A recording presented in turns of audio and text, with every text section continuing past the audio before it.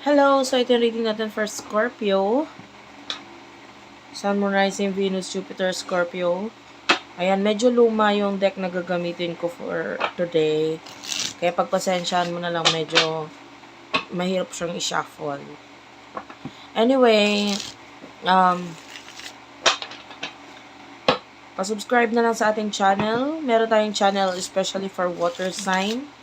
Which is yung Scorpio kasi is a water sign. Water sign Philippines. Please do check it out. May mga reading din po tayo dyan for water sign for Scorpio. So, let's start. What do we have here for Scorpio? Sun, Moon, Rising, Venus, Jupiter, Scorpio. Pa-comment naman dyan sa baba kahit po heart-heart lang, smileys. Malaking bagay yun sa akin. For Scorpio. Sun, Moon, Rising, Venus, Jupiter, Scorpio. Let's start for Scorpio. You do have here the Six of Wands, the Seven of Swords. So, nakikita natin, meron kang nilalagyan ng boundaries dito. Nakikita natin yung pag-iwas, paglayo mo. And maybe because yung iba sa inyo with the Eight of Wands, may family na related dito or issues regarding family. Pero definitely dati or noon, meron ng pagtutulungan. Pwedeng ikaw tinulungan or ikaw ang tumulong. So, whatever, no, nakikita natin ang pagtutulungan dito with the person na iniiwasan mo ngayon. Sino ba to person na to? Kunin naman natin yung main energy niya.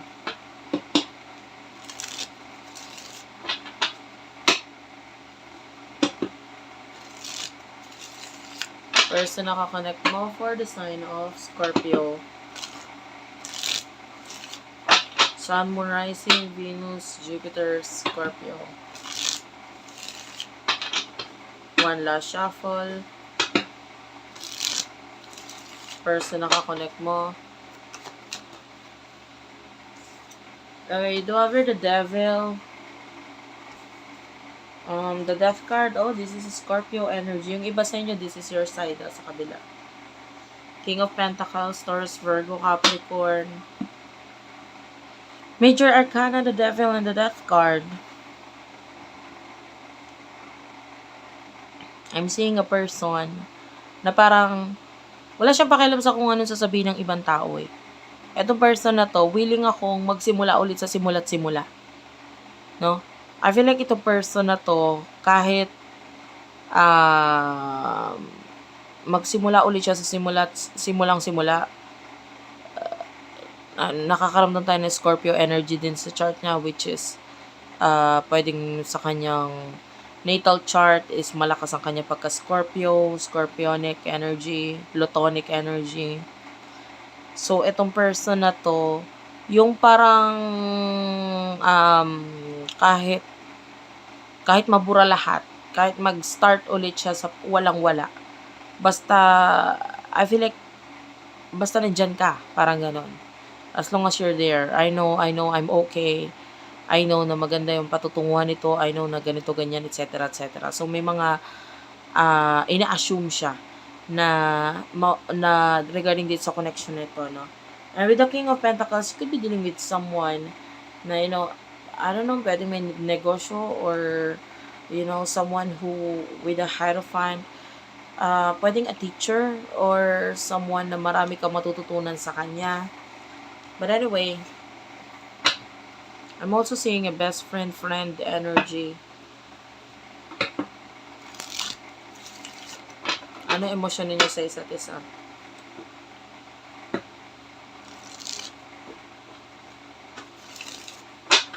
Okay lang kahit di ko nabanggit yung profession, ha?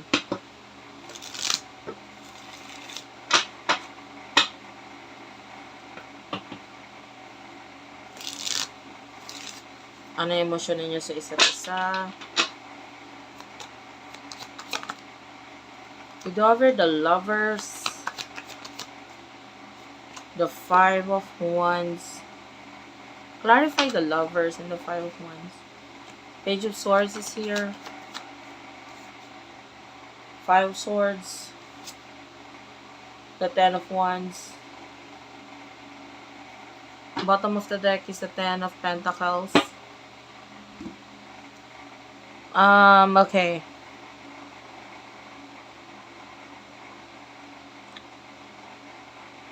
Nakakita tayo dito na pag-aaway. Pwedeng, eto ha, ganito, dalawang sitwasyon na nakukuha natin.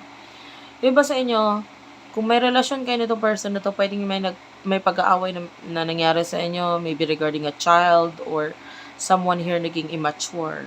Yung iba naman sa inyo, pwedeng there's a relationship, karelasyon mo na could be love or karelasyon na partner or friend or maybe kamag-anak, pwedeng ganun, na pwedeng nagkaroon ng pag-aaway sa kanya. Okay, nagkaroon sila ng pag-aaway na naging dahilan para itong connection na ito ay mawala or magkaroon ng kaguluhan, no? And yung iba, pwedeng may child na involved or children na involved with the Page of Swords. Ngayon, I feel like emotions ng person na ito ngayon is nandun yung galit actually with regard sa person na nakaguluhan niya or nakaaway niya doon sa side mo. May galit doon or may inis, no? And sa'yo na rin kasi part of this person is like, bakit mo hinayaan? Bakit pinabayaan mo lang? Parang ganun. Kasi kung sa akin yan nangyari, hindi kita para isang tabi eh. Parang mas pipiliin pa nga kita kung kesa dito sa halimbawa kung nagkapalit kayo ng sitwasyon, siya kasi willing siyang tanggalin or alisan yung yung aaway sa'yo, and this person will choose you. So kung sa akin nangyari, yung mga nangyari sa'yo ngayon, ikaw ang pipiliin ko. 'Di ba? Pero ngayon, medyo naiinis tong person na to kasi bakit hindi naging ganun yung importansya niya para sa'yo. Kasi nagkakaroon ng disconnection sa inyong dalawa eh. So mabigat ang loob niya sa totoo lang dahil mahirap tanggapin yung pagkakaroon ng disconnection ninyo. Na hindi niya matanggap yon at hindi siya pabor doon. Okay? So, what will happen in the near future?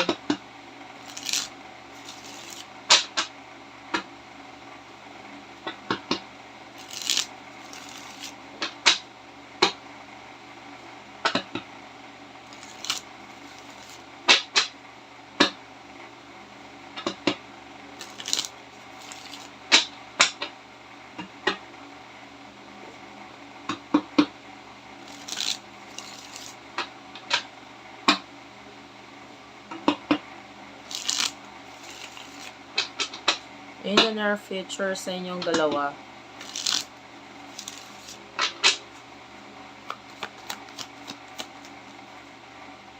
You do have here the Three of Pentacles, the Star, Page of Pentacles, and what's this? Four of Wands. Well, sa nakikita natin in the near future, may growth para sa'yo, may mga ma-achieve ka or may mga part ng goal mo ang mangyayari sa'yo. Like, goal mo ito, ma-achieve mo siya, I can see success for you. Pero nandun yung deep inside, there's no happiness, there's emptiness na nakukuha natin.